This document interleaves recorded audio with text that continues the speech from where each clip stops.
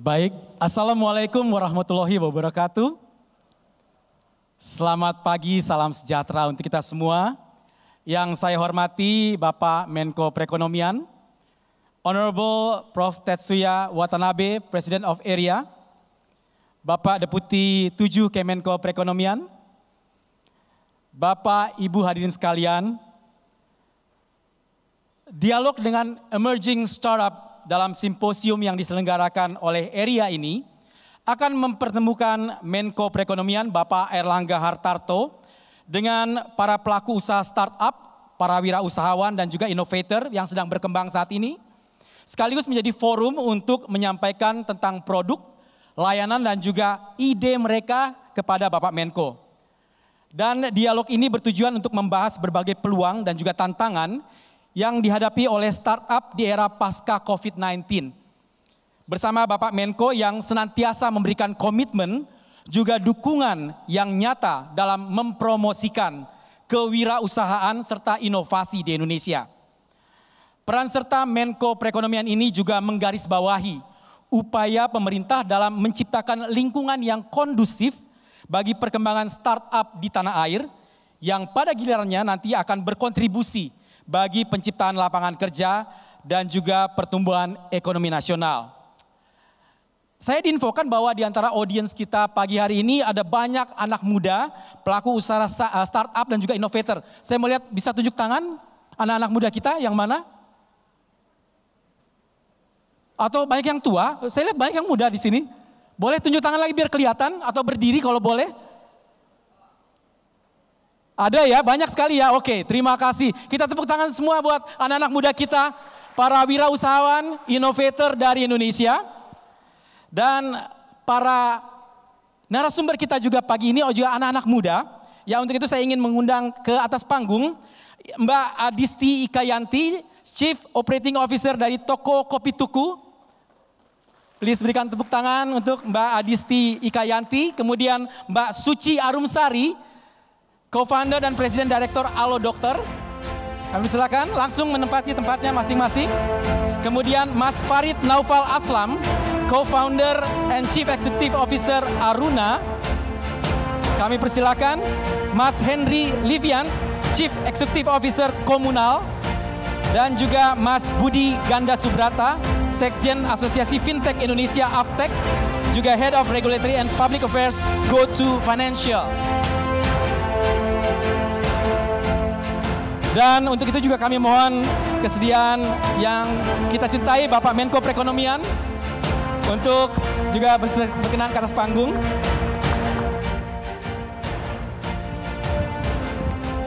Terima kasih Bapak Menko.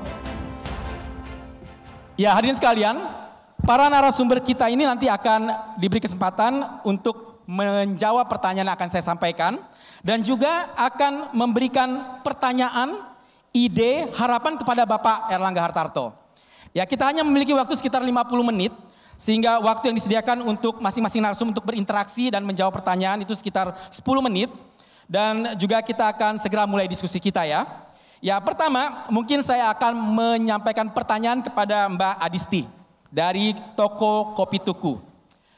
Hadirin sekalian, sejak berdiri tahun 2015, Toko Kopi Tuku mampu menjadi salah satu kedai kopi yang disukai masyarakat. Toko Kopi Tuku menjadi populer berkat pendekatan yang kreatif, bisa menggabungkan bahan-bahan kopi tradisional Indonesia dengan sentuhan modern, dan juga orientasi pada keinginan konsumen. Nah, Mbak Adisti sebagai startup yang bergerak di bidang F&B, bagaimana Toko Kopi Tuku ini bisa memanfaatkan digitalisasi untuk meningkatkan efisiensi operasi dan juga mendorong pertumbuhan bisnis? Silakan Mbak. Assalamualaikum warahmatullahi wabarakatuh. Terima kasih banyak pertama atas kesempatannya hari ini Bapak Menteri, teman-teman semua. Mungkin dilihat dari teman-teman yang lain, mungkin saya satu-satunya yang duduk mewakili sektor F&B. Namun bukanlah sebuah hal yang berlebihan untuk mengatakan bahwa terutama di masa pandemi, keberadaan teknologi adalah hal yang menyelamatkan kami pada saat itu. apabila waktu itu belum ada platform-platform penjualan e-commerce atau online delivery, rasanya tidak mungkin sektor seperti kami bisa mampu bertahan. Jadi saya juga mungkin ingin mengutarakan apresiasi untuk teman-teman dari sektor tersebut yang sudah membangun dan membantu jenis-jenis bisnis seperti kami. Tentunya juga semakin ke sini perubahan setelah pandemi itu ada banyak perubahan pola. Pola baik dalam berinteraksi maupun dalam bahkan membayar gitu.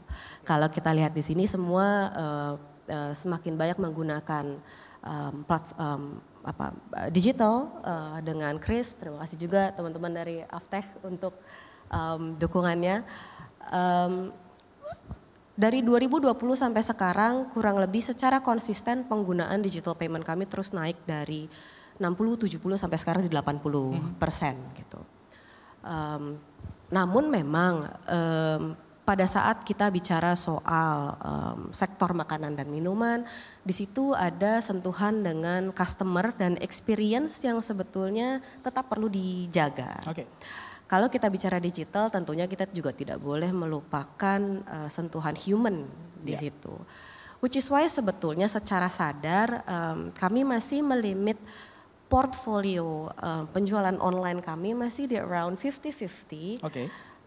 Karena kami juga percaya bahwa kalau dulu kan ibaratnya telepon itu ada istilahnya menjauhkan yang dekat, mendekatkan yang jauh. Gitu. Juga itu ingin kami jaga agar jangan sampai semua hal baik dari kemajuan digital technology ini, tetapi juga melupakan bahwa tetap perlu ada sentuhan customer experience di situ, yang tentunya tetap bisa tertranslasi di digital, tapi memang akan jadi sangat berbeda. Terlepas dari itu tentunya sebagai perusahaan juga berbagai sistem digital juga kami gunakan untuk mendorong efisiensi proses internal, financial system, HR information. Bisa diceritakan mungkin teknologi apa yang dipakai, terus inovasi apa yang sudah dihasilkan oleh toko Kopi Tuku? I think mungkin teman-temannya juga sudah banyak menggunakan ya financial system, supply chain, management system, lalu human resources information system itu kita gunakan dan tentunya kan apalagi kalau kita jualan makanan minuman, POS tuh penting ya buat kasir-kasiran itu. Gitu. Jadi terintegrasi dengan sistem financial dan supply chain kita juga gitu. And so that helped a lot. Dalam hal tentunya mungkin hal-hal yang dulu dilakukan secara manual, sekarang perlahan sedikit demi sedikit itu sudah berganti walaupun tentunya masih perlu banyak penyempurnaan lah. Baik, ya. baik. Kurang lebih seperti itu. Terus bagaimana dampaknya terhadap bisnis dari toko Kopi Tuku ini? Ada peningkatan atau tetap sama aja atau bagaimana? I think kami perlu sangat bersyukur di mana again karena adanya kehadiran platform digital, penjualan digital, kami tetap mencapai growth di saat pandemik yang konsisten terus sampai sekarang. So more or less kemudahan akses membeli, kemudahan akses membayar di sisi customer itu sangat mempengaruhi cara kami juga memberikan positioning di depan customer, tetapi juga internally the systems that we are using at the moment tentunya membantu untuk memproses segala sesuatunya dengan lebih efisien. So as usual business is about maximizing top line, minimizing bottom line, so there you go. Baik. Sekarang saya berikan kesempatan kepada Mbak Adisti untuk menanyakan atau menyampaikan harapan kepada Pak Menko. Silakan. Pak Menko, di masa ketika kami internally sudah mulai menggunakan berjualan lewat era digital, memproses segala lewat digital. kami juga melihat sebetulnya dari pihak pemerintah ada banyak usaha juga untuk mendigitalize berbagai proses. Seperti misalnya sistem perizinan, OSS, pelaporan, LKPM.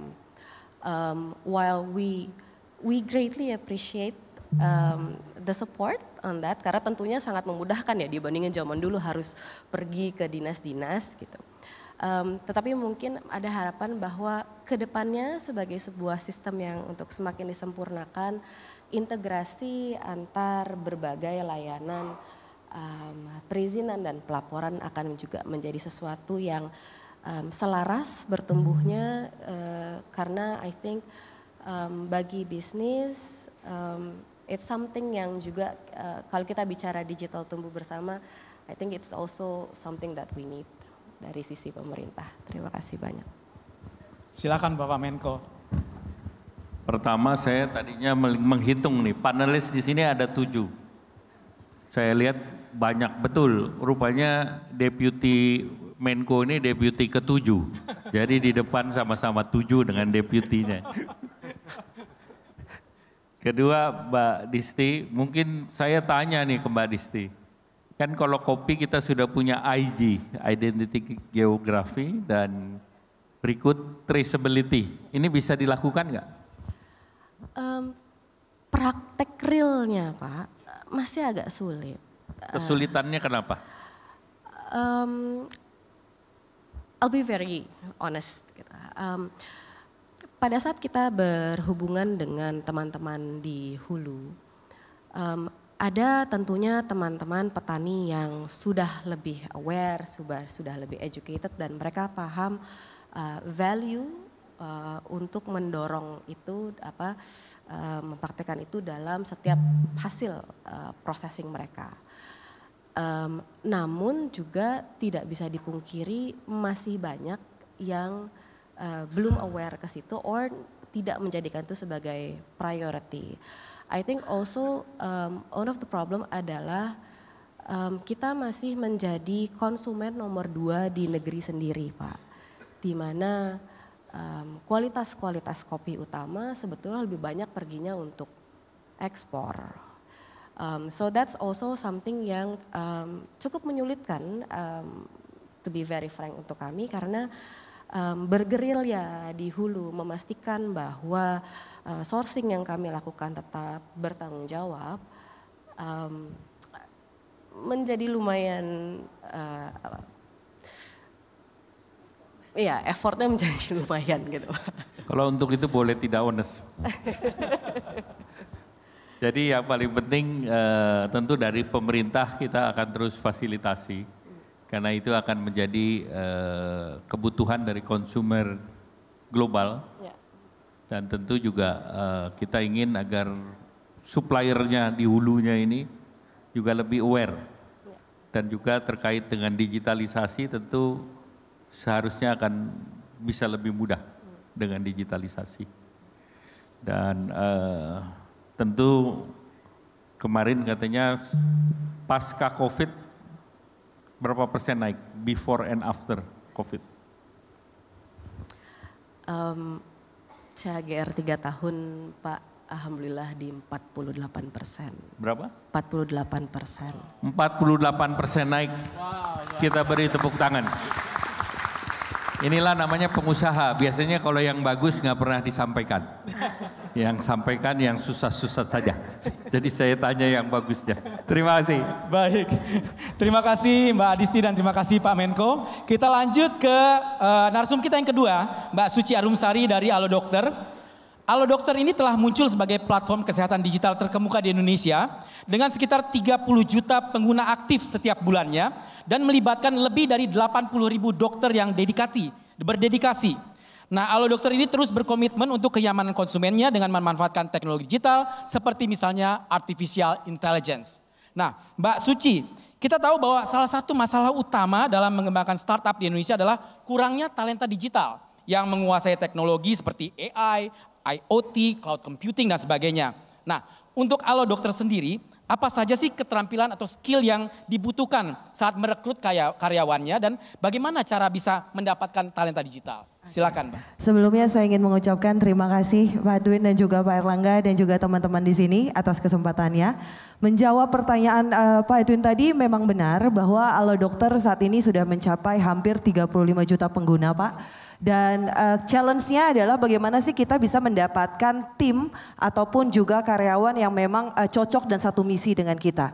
Dan yang pastinya saya sendiri pribadi percaya bahwa memiliki tim yang berdedikasi dan juga memiliki bisa dibilang kesehatan yang luar biasa itu adalah hal yang sangat penting. Terutama adalah kita mencari kombinasi keahlian teknis dan juga pola pikir tumbuh, Pak. Yang dimana Alo Dokter ini sendiri kita adalah merupakan perusahaan kesehatan berbasis teknologi. Jadi kita mencari teman-teman semuanya yang memiliki keahlian contoh seperti menganalisa data, perangkat lunak, dan juga mungkin adalah kecerdasan buatan, serta marketing digitalisasi yang memang sangat diperlukan sekali di era ini. Dan bukan hanya itu saja, kami dari Alo Dokter bukan hanya dari sisi skillsnya saja, tapi karyawan juga membutuhkan yang namanya kemampuan interpersonal, Pak. Yang dimana kita harus tahu bagaimana cara mereka bisa memecahkan sebuah permasalahan jika ada sebuah menciptakan inovasi dan juga yang namanya adaptabilitas, Pak. Karena kalau teknologi itu terus bergulir, nggak bisa stuck, sehingga mereka juga harus memiliki kemampuan yang bisa beradaptasi dan juga komunikasi antar divisi yang bisa menyelaraskan dan bisa memiliki sebuah ekosistem yang sangat luar biasa bagi kami gitu. Baik. Dan yang terpenting juga Pak bagi saya adalah dan juga teman-teman tim yang berdedikasi tinggi dan juga memiliki sikap antusias positif terutama bagi kami di Alo Dokter adalah mereka memiliki antusias yang sangat tinggi sekali untuk memberikan, menciptakan dan menggambarkan manfaat di bidang layanan kesehatan khususnya digitalisasi online ini, Pak Edwin. Pertanyaannya sulit atau tidak untuk mendapatkan talenta digital di Indonesia ini untuk Alo Dokter? Kalau saya sendiri alhamdulillah, jadi boleh cerita ya Pak Erlangga. Jadi kami adalah satu mungkin pertama kali yang membuat semua developer orang Indonesia. IT Pak, dokter orang Indonesia, bahkan semuanya itu untuk Indonesia. Banyak pertama kali saya buat mereka nanya kok nggak ambil dari tetangga sebelah. Saya percaya Mas Edwin bahwa orang Indonesia itu jauh bahkan bisa lebih pintar dan bisa beradaptasi kalau diberikan kesempatan. Setuju, luar biasa, kita berikan tepuk tangan. Wow. Dan alhamdulillah saat ini semua tim kami dari mulai IT, developer, penyimpanan data semua ada di Indonesia.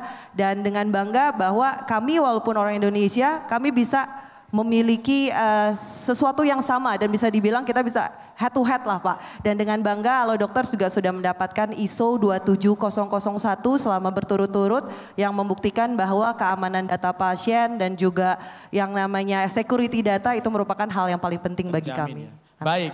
Baik, silakan sekarang giliran Mbak Adisti bisa menyampaikan ide, harapan dan juga pertanyaan kepada Pak Menko. Siap, silakan. Terima kasih Bapak.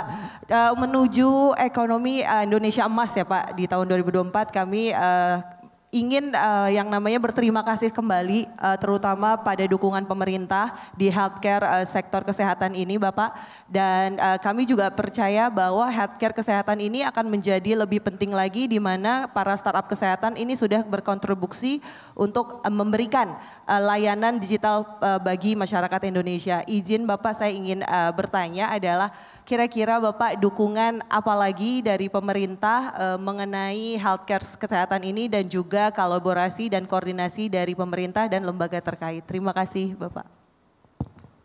Silakan Pak Menko. Tadi Mbak Suci juga nggak menjelaskan. Selama COVID customernya naik. Alhamdulillah Pak. Hampir berapa persen? 100%? 100 hingga 200% Bapak. 200% naik. Nah saya kasih pertanyaan lagi. Sebelum saya jawab kan. Untuk sektor digital ini pasien bisa mendapatkan resep dan obat langsung dari Alodok?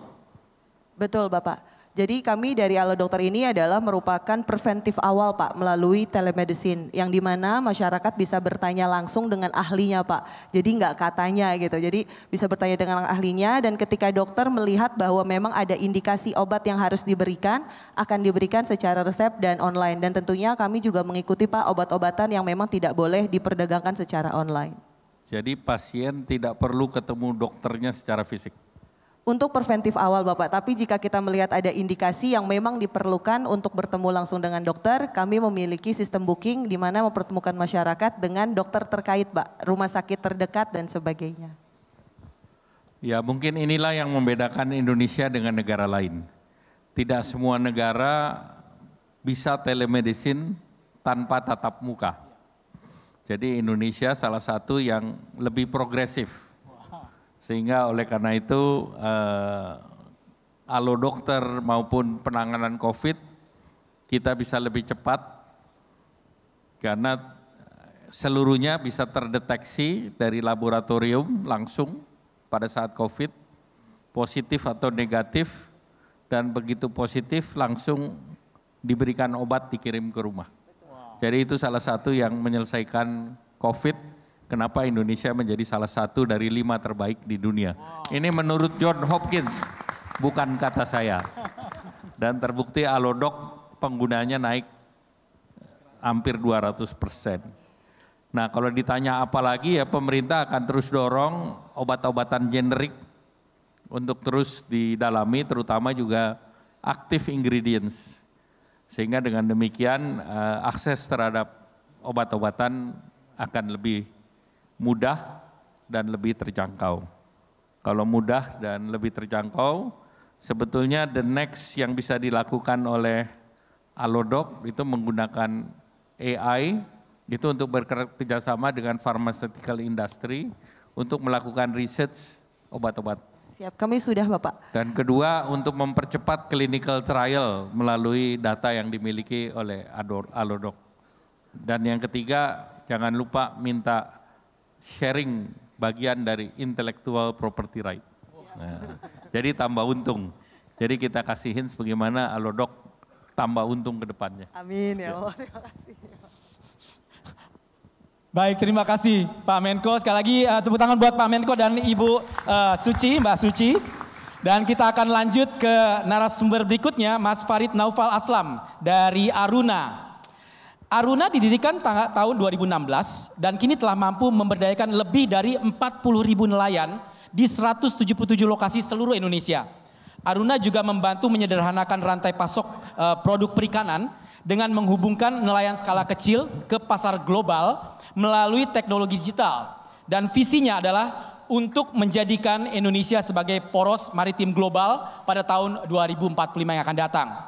Nah, pada Mas Farid, kita tahu bahwa tahun lalu tuh terjadi goncangan di agritech ya. Nah, bagaimana pandangan Mas Farid terhadap perkembangan agritech saat ini di Indonesia? Silakan Mas Farid. Ya, terima kasih sebelumnya atas waktunya dan kesempatannya dari Pak Herlangga dan Pak Edwin. Ya tadi perkenalan saya Farid dari CEO dari Aruna. Jadi sedikit tadi tentang bisnis kita. Memang kita bergerak di bidang agritech khususnya di bidang perikanan. Jadi kita mengelola nelayan-nelayan, membantu mendistribusikannya ke market domestik dan juga ekspor seperti itu. Kita ekspor ke beberapa negara seperti US, Kanada, China, Jepang, Korea, dan Timur Tengah seperti itu dan juga market domestik. Nah balik lagi ke pertanyaannya tadi dari Pak Edwin, memang tahun lalu terjadi banyak sekali yang namanya momen transisi Pak Edwin kalau menurut saya. Karena selama masa COVID, tingkat adaptasi orang terhadap teknologi menjadi sangat tinggi. Tidak terkecuali juga dengan barang-barang yang diproduksi oleh sektor agritech ini ya, dalam hal komoditas, makanan dan lain sebagainya. Jadi kalau saya sendiri, saya masih percaya potensi agritech itu sangat besar. Terlebih lagi di perikanan, di Indonesia sebagai yang punya keunggulan geografis di perikanan. Kita salah satu negara produsen ikan terbesar, untuk tuna sendiri kita nomor 1 di dunia, 15% produksi tuna itu dari Indonesia dan beberapa komoditas lainnya. Jadi marketnya sangat besar, saya masih percaya itu. Tingkat investasi juga di bidang agritech khususnya perikanan di beberapa tahun terakhir juga meningkat pesat. Sampai tahun ini juga masih ada terus berdatangan investasi ke bidang perikanan sektor di agritech seperti itu. Nah yang jadi challenge adalah masalah adaptasinya Pak. Jadi ketika misalnya habitnya itu tadi orang sudah terbiasa membeli online, tiba-tiba sudah mulai nih adaptasi new normal, disitulah menurut saya challenge-nya bagaimana agritech ini bisa beradaptasi. dengan mengkombinasikan habit dari market yang berubah seperti itu. Nah itu yang menjadi challenge-nya dari setiap pelaku agritech sekarang, dan itu salah satu yang memang Aruna sangat concern. Oleh karena itu diversifikasi market, bagaimana juga beradaptasi dengan permintaan pasar, itu yang menjadi kunci untuk melewati masa-masa winter seperti ini Pak, menurut saya seperti itu. Ya. Baik, nah bisnis dari Aruna ini kan dekat sekali dengan masalah kelestarian lingkungan. Nah, apa saja sih cara-cara inovatif yang dilakukan oleh Aruna untuk berkontribusi pada kelestarian lingkungan, sustainability, dan juga inklusivitas sosial?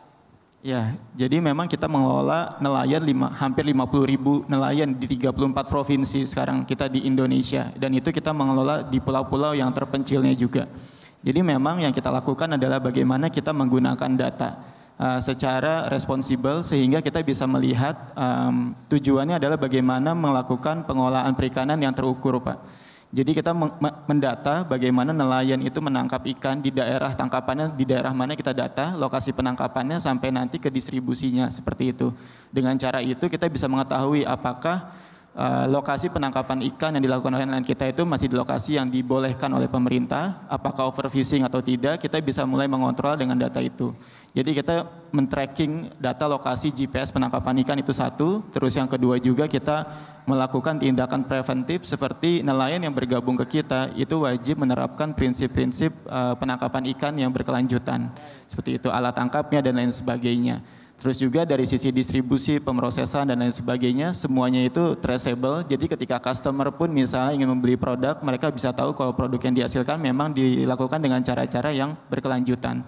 Seperti itu. Jadi teknologi seperti itu yang kita lakukan. Jadi juga ada edukasi buat para nelayan ya yang lakukan oleh Aruna ya. Betul Pak. Jadi kita menaruh orang di setiap titik yang kita buka, kita tersebar di 100-an titik tadi itu, kita taruh setiap orang untuk mengedukasi kualitas dan juga terkait market juga ke nelayan seperti itu. Baik, luar biasa, kita berikan tepuk tangan buat Aruna. Ya, sekarang giliran Mas Farid kalau ada yang ingin sampaikan kepada Pak Menko, silakan. Ya, izin Pak Erlangga, jadi saya pertama mengucapkan terima kasih juga karena support pemerintah terutama untuk sektor digital, kewirausahaan saya mengalami sendiri semenjak masa 2000, semenjak COVID sampai sekarang dan sebelum-sebelumnya sangat besar. Saya melihat banyak sekali program pemerintah yang datang dan kita termasuk yang merasakan. Dari sisi teknologi dan kewirausahaan saya sudah melihatnya. Yang kedua pertanyaan saya mungkin yang lebih related ke sustainability Pak. Apalagi sekarang banyak memang concern banyak pihak mengenai ESG, environment, social, dan governance. Saya pengen bertanya apakah apa saja program dan juga misal insentif yang dilakukan oleh pemerintah untuk mendorong penerapan ESG yang memang lebih bisa dijalankan oleh perusahaan-perusahaan atau company yang ada di Indonesia supaya lebih mendorong praktek sustainability yang ada di Indonesia. Seperti itu mungkin kalau boleh Pak Erlangga. Ya, terima kasih. Baik, kami silakan Pak Menko. Kalau Aruna cold storage-nya pakai siapa punya? Kita kebetulan cold storage-nya bekerja sama Pak dengan beberapa perusahaan logistik yang ada di Indonesia. Jadi kita sudah bekerja sama dengan beberapa perusahaan di daerah dan juga nasional seperti itu. Ekspor dilakukan oleh cold storage apa oleh Aruna? Oleh Aruna juga Pak. Kita punya beberapa perusahaan yang memang menjadi divisi ekspornya kita seperti itu. Ekspor yang sulit kemana? Ya. Jujur Pak, kalau kita kemarin bicara beberapa tahun terakhir, ekspor yang sulit, terutama dari sisi standarisasi Eropa Pak. Eropa standarisasinya itu memang sangat tinggi, terus yang kedua juga ada beberapa peraturan-peraturan yang memang kita perlu comply di situ. Terus yang kedua ketika kita terjadi di masa COVID kemarin, China Pak, karena dinamika terkait regulasi zero COVID policy-nya. Jadi dua negara itu yang saat ini kita... Ada ekspor ke Thailand nggak? Ke Thailand kita sangat jarang Pak, hampir tidak ada. Ya. Baik. Karena kenapa saya tanya ke Thailand? Karena ekspor Thailand ke Jepang lebih tinggi daripada ekspor Indonesia ke Jepang untuk tuna. Jadi ini area harus bikin studi. Karena Indonesia bayar bea ke Jepang, tapi Thailand tidak ada bea. Padahal Indonesia adalah produsen tuna terbesar. Nah itu yang perlu didalami lagi. Negosiasi Indonesia dengan Jepang ini sudah 5 tahun belum selesai. Terutama untuk IJPA terhambatnya hanya karena tuna. Mungkin karena tunanya di kaleng. Kalau tunanya nggak di kaleng aman nih. Jadi kalau pemerintah terus dorong ESG dan tentunya ke depan terkait dengan ESG ini penting, terutama kalau kita bicara laut, kita bicara blue economy, sustainability di laut, dan sustainability ini tentu kaitannya dengan dekarbonisasi. Dan pemerintah sedang mempersiapkan regulasi untuk carbon trading atau insentif untuk karbon, bisa dalam bentuk carbon trade, bisa juga dalam bentuk pajak karbon. Pajak karbon artinya kalau tidak comply akan untuk produk-produk tertentu itu bisa pemerintah kenakan pajak. Jadi itu ada beberapa hal yang bisa kita lakukan oleh pemerintah. Ada insentif, ada disinsentif. Nah ini yang diharapkan kita bisa terus mendorong sustainability daripada perikanan kita. Nah tentu selamat kalau Aruna ini merupakan hal yang tidak mudah. Urusan tangkap menangkap ini tidak mudah. Tapi untuk menangkap tuna juga kan ada berat tertentu, umur tertentu, dan Indonesia banyak menemukan baby tuna gitu. Jadi jangan sampai babynya ditangkap ataupun yang seniornya yang sudah besar itu ditangkapnya berenangnya ke Filipina. Nah itu bagaimana tuna itu kasih KTP supaya dia nggak boleh keluar. Kalau dikasih paspor dia berenang dia ke Filipina. Nah sekarang teman-teman bagaimana untuk menjaga sustainability agar kita juga bisa tangkap yang besar-besar. Demikian, terima kasih. Baik, terima kasih Pak Menko dan Mas Farid. Sekali lagi tepuk tangan buat Mas Farid dari Aruna. Kita lanjut sekarang ya ke Mas Henry Livian dari Komunal. Komunal merupakan startup yang bergerak di bidang fintech dengan layanan utama berbasis P2P lending yang mampu menjangkau lebih dari 11.400 UMKM pedesaan. Melalui kerjasama dengan 220 BPR, Bank Perkreditan Rakyat, pada 71 kota di 11 provinsi. Dedikasi Komunal terhadap pembangunan berkelanjutan tercermin pada 98% mitranya yang merupakan usaha mikro dan 30% dimiliki oleh kaum perempuan. Luar biasa. Baik, Mas Henry, kita menyadari bahwa dukungan pemerintah yang efektif ini sangat penting untuk pengembangan ekosistem startup yang kuat. Nah, selain masalah akses ke sumber pendanaan, kemudian juga akses infrastruktur digital, menurut Anda apalagi isu yang perlu ditanggulangi melalui kebijakan dan juga peraturan yang dikeluarkan oleh pemerintah saat ini? Silakan Mas Henry. Baik, selamat siang hadirin sekalian. Terima kasih kesempatannya Pak Edi dan yang saya hormati His Excellency Pak Erlangga Hartarto. Jadi Komunal kami mulai tahun 2019 sebagai platform peer-to-peer lending karena kami melihat bahwa problem inklusi keuangan di Indonesia itu akan sangat besar impact-nya ke dalam pertumbuhan ekonomi Indonesia.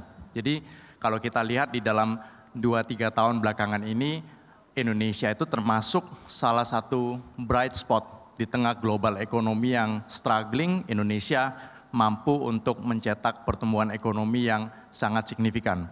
Hanya sayangnya kebanyakan pertumbuhan ekonomi ini masih Java dan Jakarta sentrik. Jadi yang kami lihat adalah UMKM yang susah mendapatkan pendanaan itu kebanyakan berada di kota tier 2 dan kota tier 3. Dan yang menarik lagi, pada waktu dari pengalaman kami beroperasi tahun pertama, kami mempunyai kantor pusat di Surabaya, Pak. Jadi waktu itu target kami Jawa Timur dan ke East of Indonesia. UKM di sana pada waktu diberikan rate misalnya 26% per tahun, 2,2% per bulan, itu mereka sangat berterima kasih, Pak. Tapi kalau kita ke Jakarta, 1,5% itu mahal. Gitu. Jadi kalau kita move lagi ke daerah timur, ke Bali, 2,2% itu sangat murah. Jadi kita melihat bahwa problemnya adalah access to finance, karena dengan mendapatkan pendanaan itu usaha mereka lebih berkembang gitu. Dan kebanyakan fintech, digital bank itu mayoritas mungkin 95% itu berbasis di Jakarta. Sedangkan UMKM yang memerlukan itu di kota tier 2 dan tier 3. Kami melihat bahwa salah satu solusinya adalah berpartner dengan BPR, Bank Perekonomian Rakyat, yang ada 1.500 dan memiliki 6.000 jaringan office di seluruh Indonesia. Jadi mereka mempunyai local knowledge, tapi secara digitalisasi mungkin kurang. Jadi ada yang kami lakukan adalah kami membantu mendigitalisasi mereka dengan membantu mereka mendapatkan deposito dari kota-kota besar, sehingga mereka mendapatkan sumber dana yang lebih murah, dan mereka mampu menyalurkan di kota-kota tier 2 dan tier 3. Tentunya fintech ini salah satu sektor yang paling heavy regulation-nya ya. Dan saya kesempatan ini juga mengucapkan terima kasih kepada pemerintah, mungkin melalui OJK dan Bank Indonesia. Di dalam beberapa tahun terakhir kemajuannya sungguh luar biasa. Beberapa hal yang kami dahulu hanya angan-angankan, hanya terbatas di research paper ya, hari ini menjadi kenyataan. Seperti KRIS itu tidak pernah terpikirkan akan menjadi kenyataan secepat ini. Jadi itu mampu mengakselerasi dengan sangat cepat. Nah, menjawab pertanyaan moderator tadi, salah satu yang kita bisa lakukan adalah selain ease of doing business, karena kalau regulasi dan instansinya banyak, itu seringkali miskomunikasi dan tumpang tindih, dan itu natural gitu ya. Yang kedua, talent upscaling.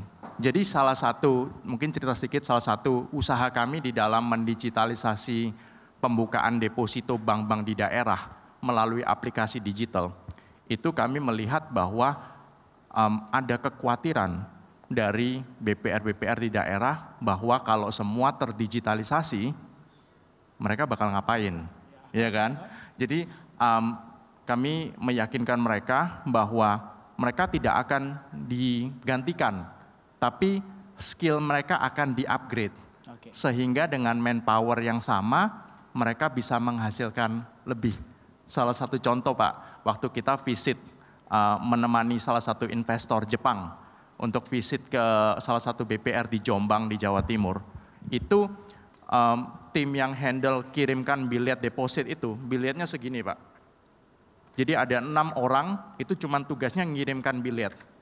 Padahal itu waktu kita digitalisasi, semua itu tinggal jadi one button, klik di sistem. And that's it, gitu kan. Jadi 6 orang ini jadi bingung, saya ngapain setelah ini gitu. Jadi mungkin itu satu hal yang kita perlu pikirkan bersama, bagaimana bisa upgrading skills. Upskilling ya untuk upskilling. Baik, silakan sekarang Mas Henry menyampaikan ke Pak Menko. Izin Pak Menko, saya ingin minta pendapat karena backgroundnya Pak Menko kan juga wira swasta dan sekarang berada di pemerintahan, jadi mempunyai perspektif yang saya percaya sangat kaya gitu ya. Sebagai salah satu challenge dari startup fintech dealing dengan BPR dan UMKM lokal itu memerlukan perubahan mindset, karena ini sudah tertolong karena setelah pandemi mereka mulai menyadari bahwa digitalisasi is a must, harus gitu. Tapi masih ada kendala bahwa dengan cara-cara yang lama itu sudah profit, sudah baik. Kalau dirubah, hasilnya kita belum tahu bagaimana. Setelah itu juga regulasinya bagaimana, apakah boleh, dan lain sebagainya. Apakah ada saran atau pendapat mungkin dari sudut pandang wira swasta dan pemerintah, gimana kita bisa melalui ini dan meyakinkan stakeholder di daerah khususnya, bahwa kita harus keep up. Dan dengan adanya inovasi bisa lebih maju lagi. Terima kasih Pak. Silakan Pak Menko. Ya pertama kalau kita lihat sekarang UMKM banyak yang sudah terdigitalisasi. Dan kita lihat distribusi akan lebih dan logistik akan lebih sederhana dan lebih kompetitif kalau itu terdigitalisasi.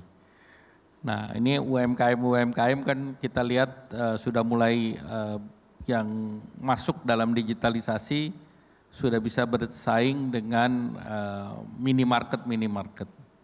Nah, mungkin dari situ payment system bisa membantu terutama untuk mendorong logistik. Karena mereka ini hampir seluruhnya sudah katakanlah digital savvy. Saya masih menjumpai beberapa UMKM toko kelontong yang pakai modal sendiri. Mereka masih takut pinjam. Nah, itu menjadi customer yang potensial. Cuman persoalannya bunganya yang 2% itu marginnya apa enggak ketinggian. Nah, sekarang pertanyaan saya, primary deposit di BPR itu dapat bunga berapa itu?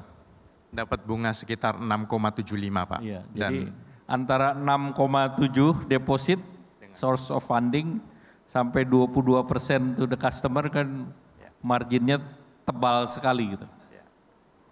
Jadi yang kami bantu untuk digitalisasi Pak dan mengembangkan booknya mereka sehingga cost of fund mereka akan menjadi lebih murah dan akhirnya jadi lebih efisien. Dengan orang yang sama itu mereka bisa mencapai berkali-kali lipat volume dan di sanalah nanti rate itu bisa ditekan Pak sehingga benefit ke UMKM jadi lebih terasa.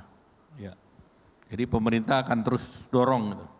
Jadi supaya bunganya itu bisa lebih kompetitif. Karena sekarang bunga di Indonesia ini salah satu yang paling rendah. Saya nggak mau ngomong kalau yang pemerintah berapa, karena ini untungnya kegedean. Tetapi terkait KRIS itu kita sudah expand di dalam ASEAN leaders itu untuk KRIS bisa digunakan di negara ASEAN. Jadi dalam e-commerce kita sudah buat bahwa e-commerce itu transaksi per transaksi adalah $100 cap-nya. Kemudian yang kedua, KRIS bisa dipakai di ASEAN 5 negara ASEAN. Jadi itu mengurangi kebutuhan terhadap dolar. Jadi kalau ke Singapura bisa pakai KRIS, ke Malaysia bisa pakai KRIS, dan vice versa. Malaysia punya QR code ataupun Singapura ke Indonesia bisa menggunakan currency masing-masing. Sehingga dengan demikian tentu kita tidak bergantung hanya kepada dua platform perdagangan melalui kartu. Nah, ini dengan ini diharapkan penguatan terhadap rupiah bisa terjadi.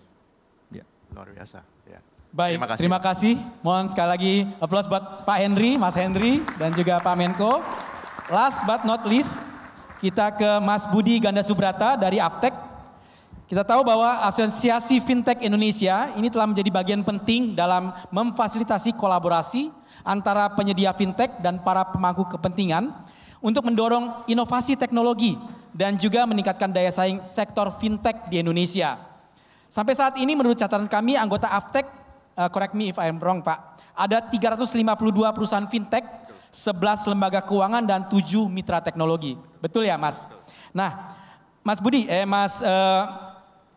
Budi, kita sadari bahwa ekosistem startup ini butuh lingkungan yang mendukung kesuksesan bisnisnya.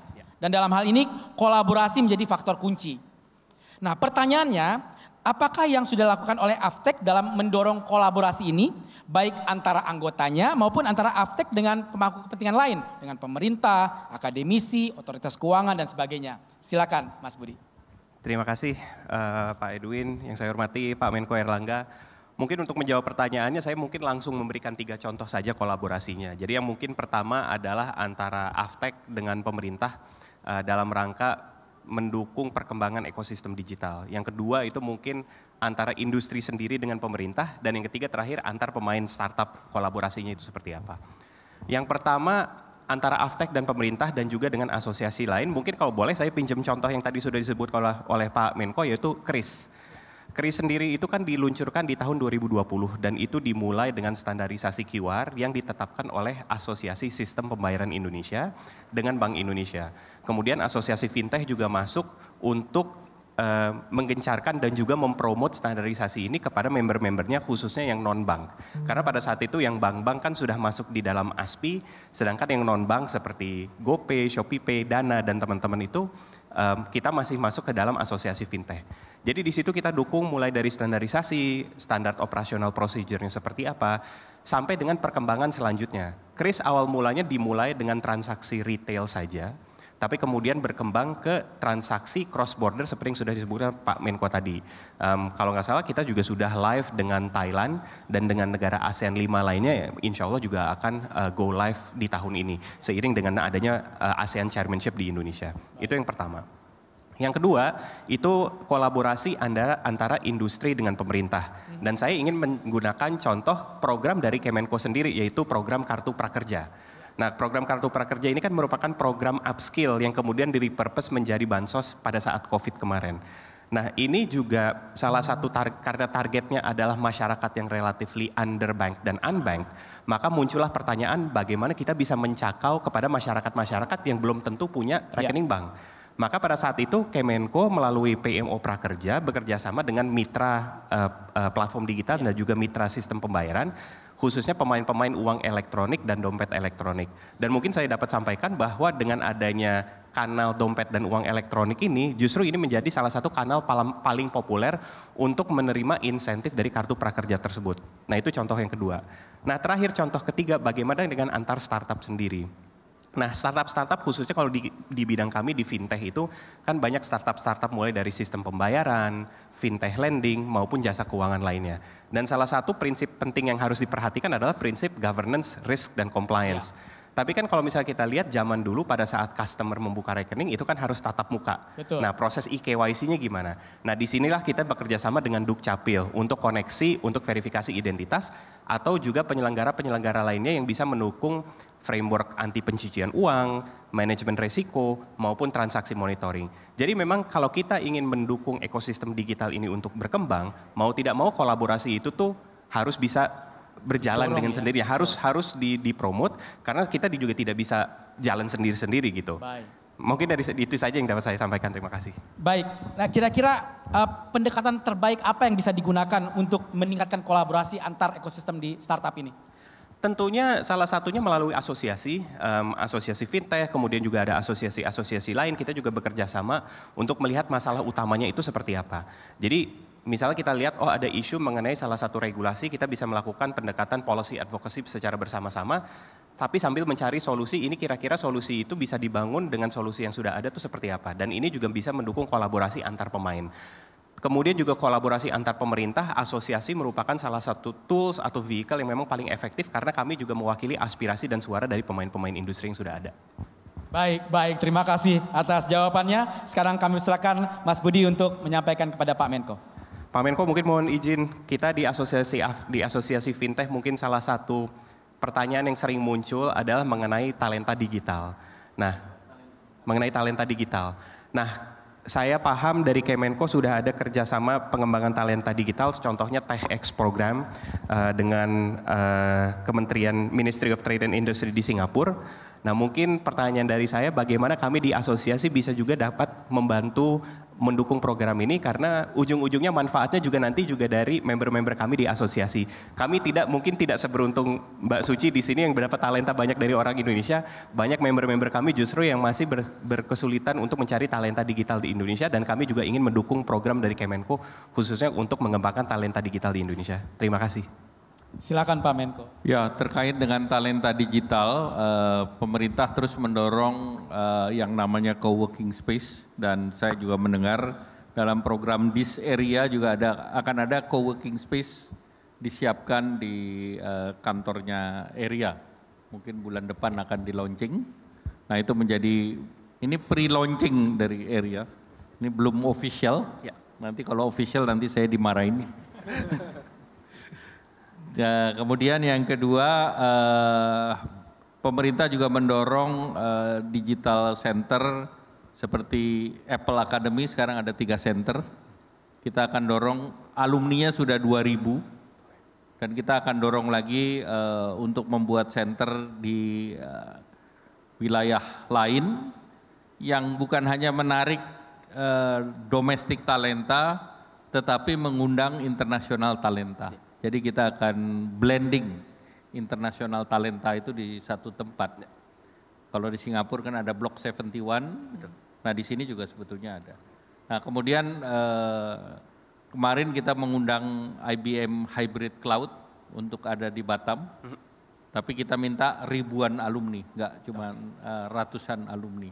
Jadi kita akan terus mendorong talenta-talenta, dan yang pendek itu dengan program Kartu Prakerja, short course, itu untuk retraining, reskilling. Jadi sebetulnya banyak program pemerintah yang kita akan dorong, dan kita berharap tentu backbone IT itu tidak di negara lain. Sekarang kan backbone masih ke India dan beberapa. Jadi banyak startup di Indonesia juga menggunakan backbone di India.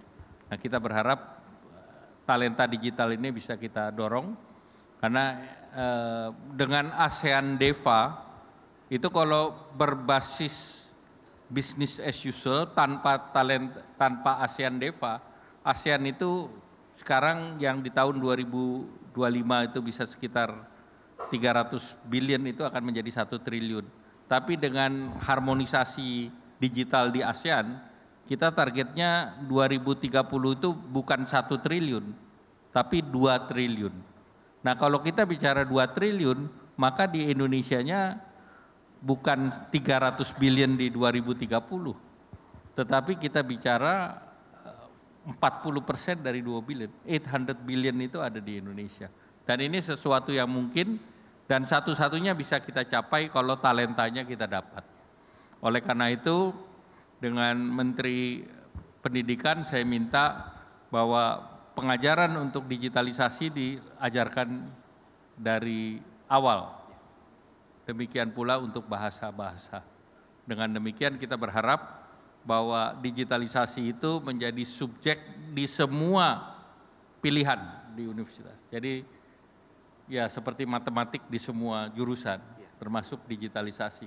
Dengan demikian talenta-talenta kita lebih siap untuk menghadapi the future of jobs. Ini yang menjadi tantangan. Demikian, terima kasih. Terima kasih, Pak Menko. Baik, terima kasih. Kita berikan tepuk tangan. Ya, finally pertanyaan kepada Pak Menko. Boleh ya Pak ya?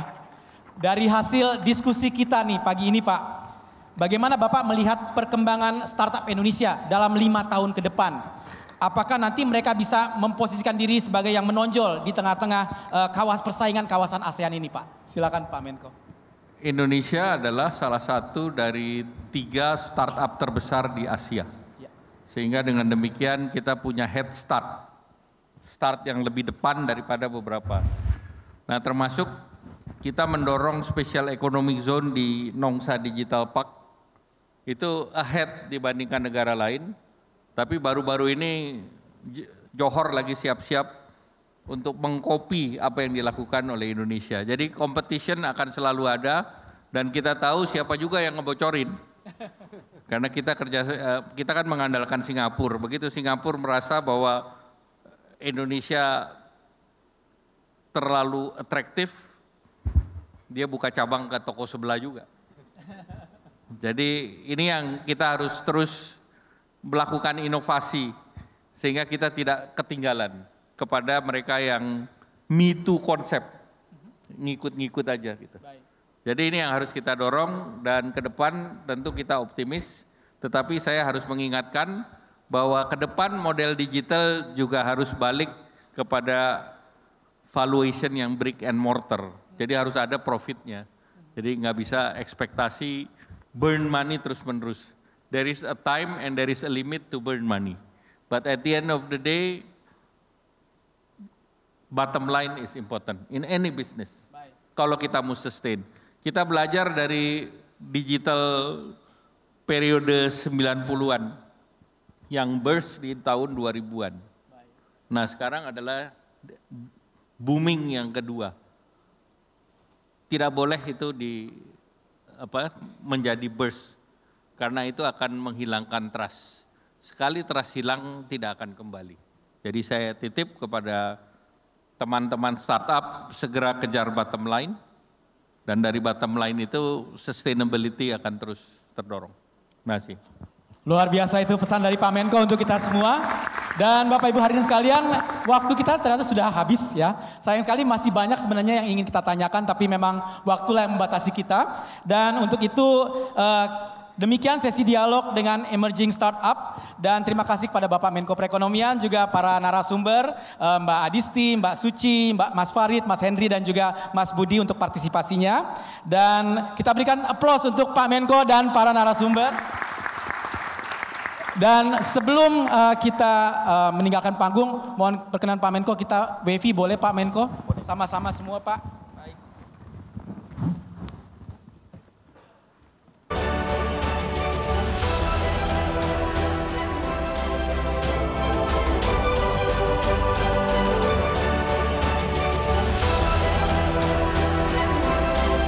Please round of applause to all the panelists and also the moderator. Terima kasih. Kami kembalikan ke MC acara ini. Wassalamualaikum warahmatullahi wabarakatuh. Waalaikumsalam warahmatullahi wabarakatuh. Please all the panelists and also moderator remain on stage. We continue with the token appreciation will be delivered with Bapak Menteri. Kami persilahkan kepada Bapak Menteri untuk dapat menyampaikan token of appreciation to all the panelists, also the moderators.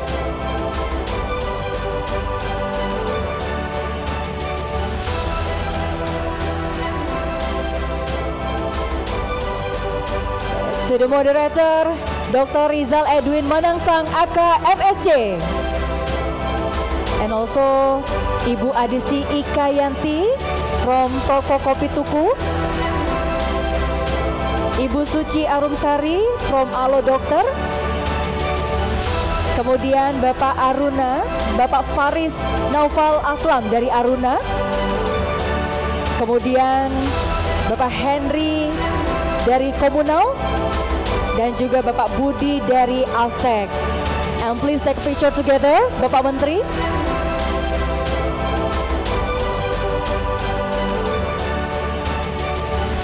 And medias, please take a picture. Oke, sama-sama semuanya 3, 2, 1. Please round of applause to all the panelists and also the moderator. Thank you so much, panelis, Bapak Menteri, dan juga moderator. Oke, please remain on stage. Mohon maaf Bapak, bersama dengan Presiden Area.